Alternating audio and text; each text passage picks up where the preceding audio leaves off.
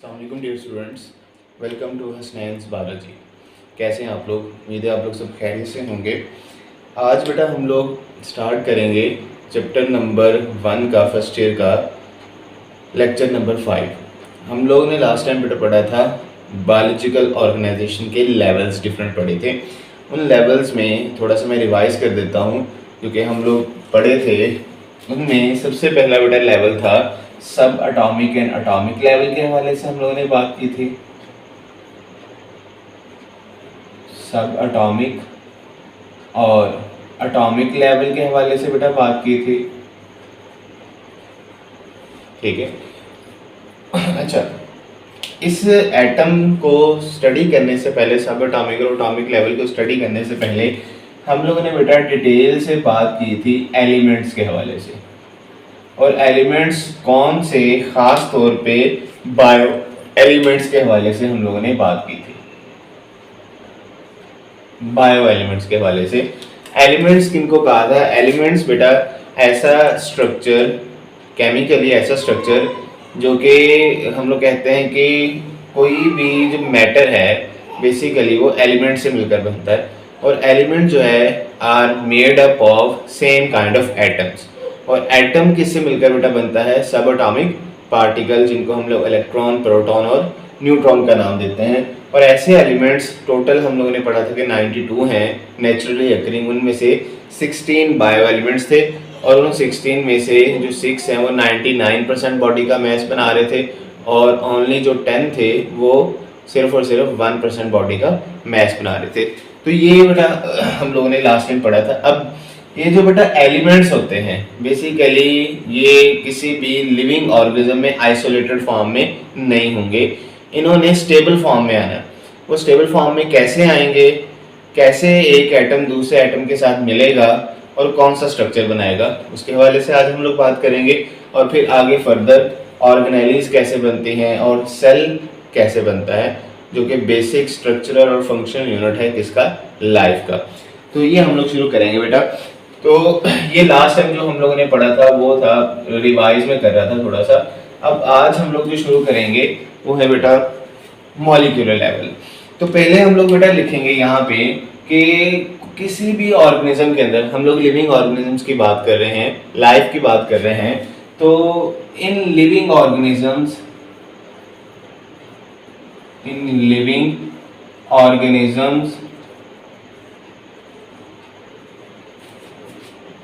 elements do not occur in isolated form.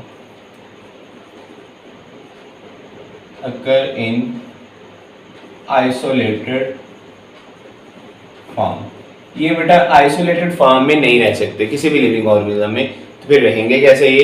इन्होंने बेटा क्या करना है? इन्होंने बॉन्ड बनाना है एटम्स ऑफ डिफरेंट एलिमेंट्स के जो एटम्स हैं वो बॉन्ड बनाएंगे। फॉर्म कौन कौन सा बेटा बॉन्ड बनाएंगे? आयनिक बॉन्ड हो सकता है या कोवलेंट बॉन्ड हो सकता है बेटा।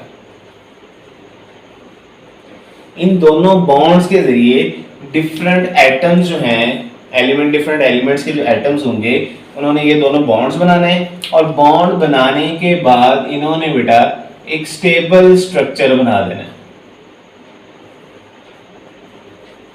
स्टेबल स्ट्रक्चर बेटा बना देना है। इस स्टेबल स्ट्रक्चर को कहते क्या है? ये जो बेटा स्टेबल स्ट्रक्चर होगा, this stable structure is known as molecule. इसको क्या कहा जाएगा? This will be known as, इसको बेटा हम लोग क्या कहते हैं? इसको कहा जाएगा मॉलिक्यूल।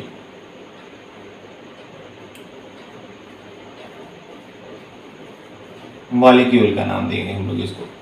क्लियर है?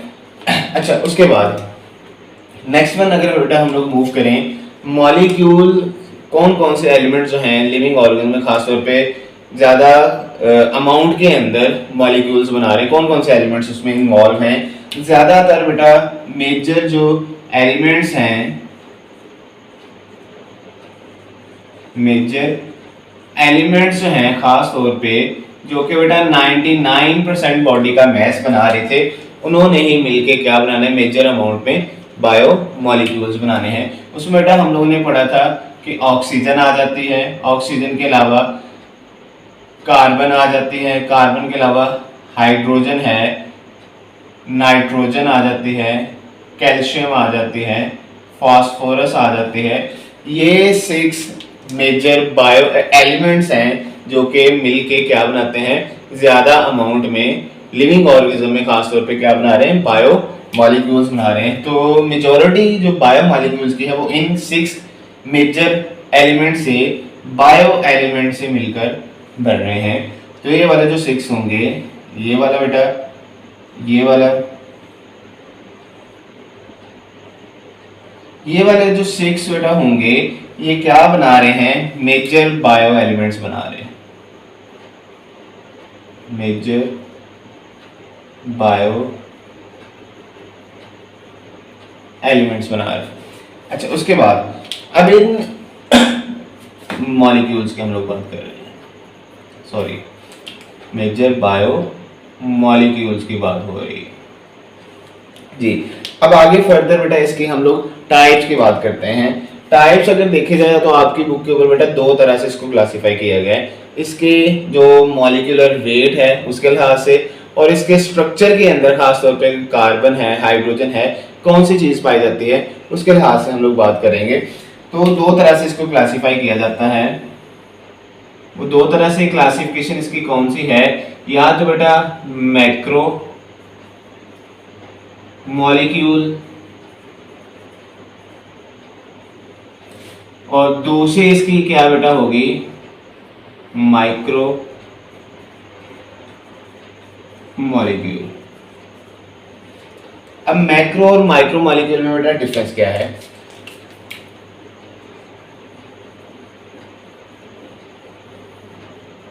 जी, मैक्रो और माइक्रो मॉलिक्यूल में डिफरेंस क्या है। मैक्रो मॉलिक्यूल जो होते हैं इनका मॉलिक्यूलर वेट बेटा हायर मॉलिक्यूलर वेट होगा,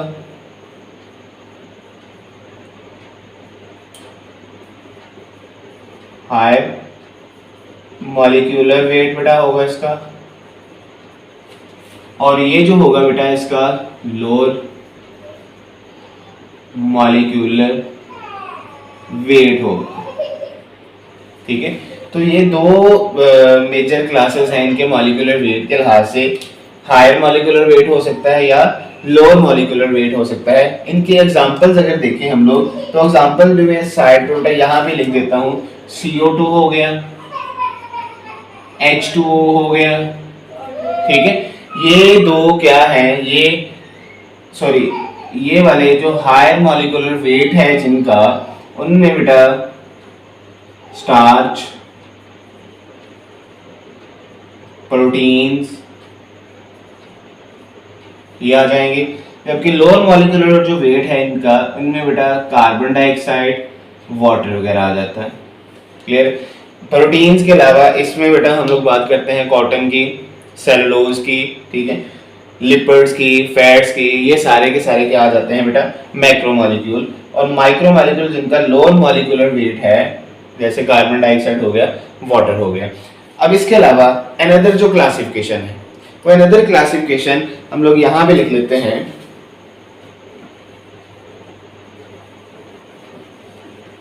जी।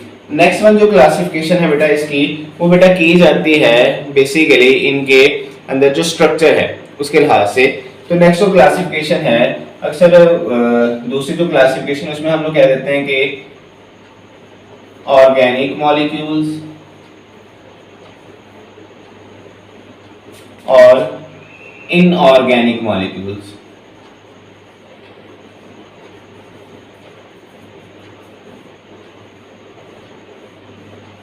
ये दोनों क्या हैं, ऑर्गेनिक मॉलिक्यूल्स बेटा ऐसे मॉलिक्यूल जिसके स्ट्रक्चर में कार्बन और हाइड्रोजन इकट्ठे मौजूद हों, presence of carbon and hydrogen present together, इकट्ठे ही बेटा मौजूद होंगे जिसमें कार्बन और हाइड्रोजन, उसको हम लोग ऑर्गेनिक कहेंगे। और जिसमें no presence of carbon and hydrogen together, जिसमें बेटा कार्बन और हाइड्रोजन दोनों इकट्ठे मौजूद नहीं होंगे, उसको हम लोग इनऑर्गेनिक का नाम देंगे। और ऐसे जिसमें कार्बन और हाइड्रोजन इकट्ठे हैं उनको हम लोग ऑर्गेनिक का नाम देंगे। जैसे एग्जांपल अगर हम लोग देखें तो एग्जांपल्स में बेटा इसकी एग्जांपल हम लोग दे लेते हैं। इसमें प्रोटीन्स, फैट्स, कार्बोहाइड्रेट्स,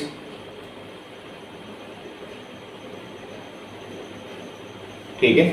जबकि इनमें अगर बेटा हम लोग बात करें, इनमें बेटा CO2, अब इसमें कार्बन और हाइड्रोजन इकट्ठे नहीं, कार्बन है, वाटर एटसेट्रा, तो ये बेटा क्या आ जाते हैं इनऑर्गेनिक, और ये क्या आ जाते हैं ऑर्गेनिक मॉलिक्यूल्स, और इनकी एनॉर्मस नंबर में है। इनके अलावा चंद एक और भी एग्जांपल लास्ट पे आपकी बुक के ऊपर दिए हुए हैं, इसी जो टॉपिक है इसके लास्ट पे दी हुई हैं, उसमें बेटा हम लोग कहते हैं कि अमाइनो एसिड्स भी आ जाते हैं।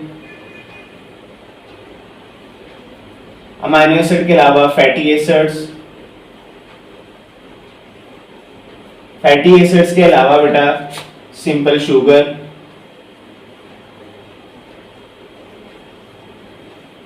और न्यूक्लियोटाइड्स वगैरह, उसमें बेटा ATP,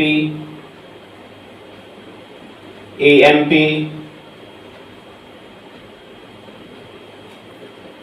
ADP, ये सारे के सारे बेटा क्या आ जाते हैं, ये भी क्या है बायो मॉलिक्यूल्स हैं जो कि लिविंग ऑर्गेनिज्म की बॉडी के अंदर मौजूद होते हैं। इनका मॉलिक्यूलर वेट के लिहाज से भी क्लासिफिकेशन की जाती है बेटा, और इनके अंदर जो स्ट्रक्चर मौजूद है, कार्बन और हाइड्रोजन इकट्ठे हैं या नहीं हैं, उसके लिहाज से भी क्लासिफिकेशन की जाती है। और लास्ट में कुछ और भी एग्जांपल्स ने बता दी जी। नेक्स्ट वन बेटा हम लोग मूव करेंगे, अगला जो लेवल ऑफ ऑर्गेनाइजेशन है वो है बेटा organelle and cell level, organelle and cell level जी। अब एनॉर्मस नंबर में बेटा जो बायोमॉलिक्यूल्स हैं वो इकट्ठे होके एक सब सेलुलर स्ट्रक्चर बना देते हैं, सेल के अंदर जो मौजूद स्ट्रक्चर है वो बना देते हैं, जिसको हम लोग क्या बोलते हैं ऑर्गेनेलीज का नाम देते हैं। तो जितने भी बेटा एनॉर्मस नंबर में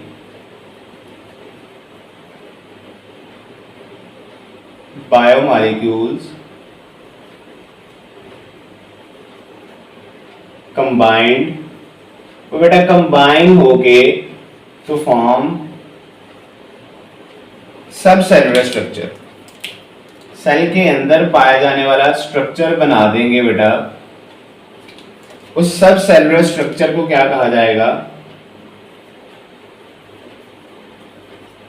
कॉल्ड, इसको बेटा कहा जाएगा ऑर्गेनेलीज, ठीक है। अब ये जो ऑर्गेनेलीज हैं ये बेसिकली लेबर ऑफ डिवीजन, मतलब काम की तकसीम कर लेती हैं किसके अंदर, with in the basic unit of life. इन्होंने बेटा क्या करना है, परफॉर्म लेबर ऑफ डिवीजन, काम की तकसीम बेटा ये करेंगे, डिवीजन किसके अंदर बेटा, इन सेल, सेल के अंदर, लिविंग सेल के अंदर इन्होंने बेटा क्या काम करना है, लेबर ऑफ डिवीजन, मतलब काम की ये तकसीम कर लेंगे। ऑर्गेनेलीज के कुछ एग्जांपल्स देखें बेटा अगर हम लोग, तो एग्जांपल्स में बेटा गोल्जी एपरेटस,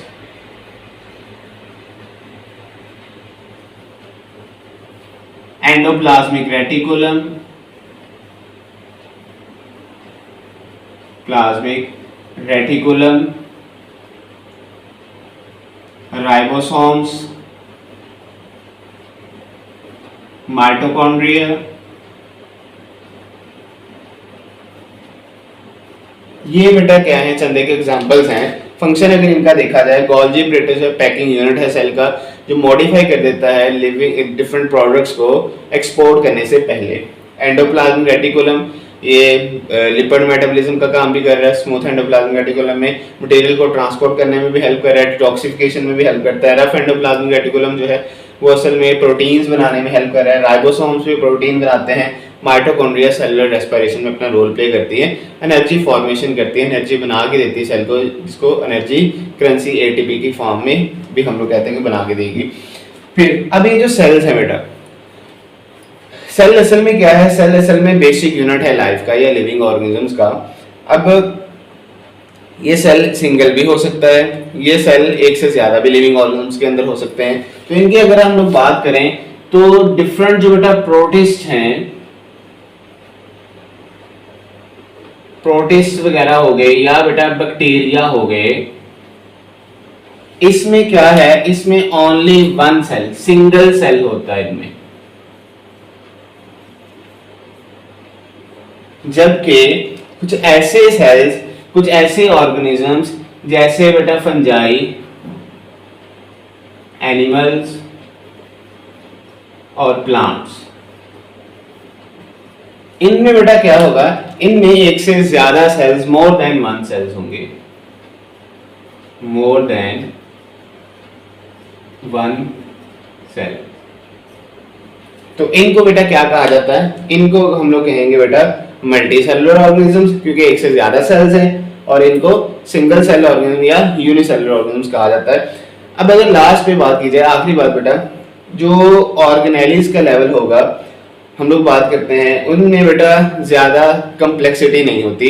मतलब प्रोकैरियोटिक जो सेल होते हैं, अब अगर इनमें भी सेल की अगर टाइप्स बात करें, टाइप्स बेसिकली ये सिंगल सेल हैं और ये प्रोकैरियोट्स हैं, ठीक है। प्रोटिस्ट यूकैरियोट्स आ जाते हैं, लेकिन फंजाई, एनिमल्स और प्लांट्स ये सारे के सारे क्या हैं? यूकैरियोट्स हैं। तो फर्दर अगर हम लोग इनको देखें, चाहे वो प्रोकैरियोटिक सेल है चाहे वो यूकैरियोटिक सेल है, प्रोकैरियोटिक और यूकैरियोटिक सेल में सिमिलैरिटी क्या है? उन दोनों के इर्द गिर्द बेटा क्या मौजूद होगी? सेल मेम्ब्रेन और सेल वॉल होगी। यूकैरियोटिक में, प्लांट में अगर देखा जाए, फंजाई में देखा जाए तो सेल वॉल मौजूद है, लेकिन उनकी कंपोजिशन में डिफरेंस होगा। जबकि जो प्रोकैरियोटिक हैं उनमें भी सेल वॉल मौजूद होगी, जैसे पेप्टिडोग्लाइकन है, बैक्टीरियल सेल वॉल। और उसके अलावा नेक्स्ट वन अगर हम लोग देखें तो इसमें बेटा प्रोकैरियोटिक और यूकैरियोटिक सेल के अंदर अगर ऑर्गेनेलिज की तादाद देखी जाए तो ऑर्गेनेलिज बहुत कम होती हैं प्रोकैरियोटिक में, और मेम्ब्रेन बाउंडेड नहीं होती। जबकि यूकैरियोटिक में अगर देखा जाए नंबर ऑफ ऑर्गेनेलिज भी ज्यादा होती हैं और वो मेम्ब्रेन बाउंडेड ऑर्गेनेलिज ज्यादातर पाई जाती हैं। तो ये कुछ डिफरेंसेस बेटा आप लोगों ने याद रखने हैं। सेल और सेल ही असल में उसी के अंदर जो लेबर ऑफ डिवीजन काम की तकसीम हो जाती है और मिलके सारे के सारे ऑर्गेनेलिज जो हैं वो एक सेल का फंक्शन बना देती हैं। तो ये था बेटा आज का हमारा लेक्चर, जिसमें हम लोगों ने मॉलिक्यूलर लेवल के हवाले से बात की। मॉलिक्यूल्स कैसे बनते हैं, बायोमॉलिक्यूल्स कौन से होते हैं, क्यों बायोमॉलिक्यूल्स बनते हैं, इनकी डिफरेंट क्लासिफिकेशन देखी स्ट्रक्चर के लिहाज से और इनके मॉलिक्यूलर वेट के लिहाज से। और लास्ट में बेटा हम लोगों ने ऑर्गेनेलिज और सेल लेवल के हवाले से बात की। ऑर्गेनेलिज कैसे बनती हैं और सेल कितनी तरह के होते हैं और कौन से ऑर्गेनिज्म में कितनी तरह के, कौन से कितने सेल्स पाए जाते हैं, उनके हवाले से हम लोगों ने बात की। तो ये थे बेटा आज का हमारे लेक्चर। थैंक यू एंड अल्लाह हाफिज़।